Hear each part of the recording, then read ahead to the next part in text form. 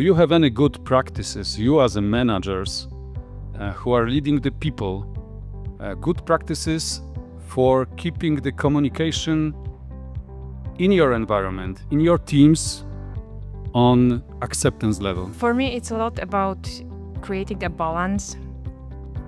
I don't know if that's what you meant, but I had this situation in my organization, which is fully remote right now, that one person would usually lead the meeting and everybody else would be quiet, would be turning off their cameras, for example. And they kind of didn't have any idea how that impacts the person who leads the meeting. So what we did, we basically made a rotation. We made everybody lead all meetings for 1 week, so they could feel it.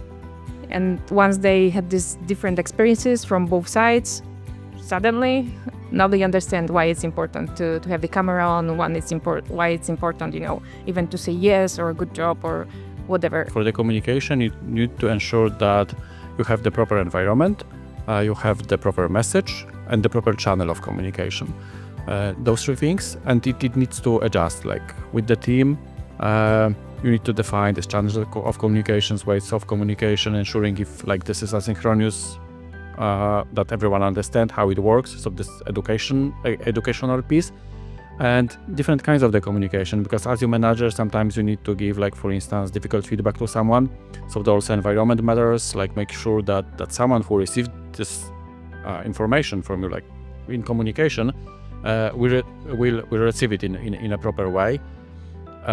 So like it's like very, very complex question. Probably we need to follow up on that, but you've been asking about the best practices. So I would say that transparency and clarity, what are the channels of the communication, defining with the team, making sure that everyone understands that it's following them, that basically ensure that message gets to the receiver. One more aspect that I think we didn't touch on is to cultivate culture of communication between people, because one aspect is communication between us and the teams. The other aspect is actually how communication works across the teams that we are not always involved with.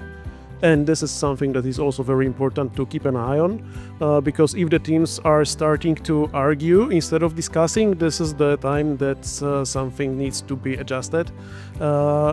And if teams are not talking at all to each other, like this is also quite a bad omen that needs action.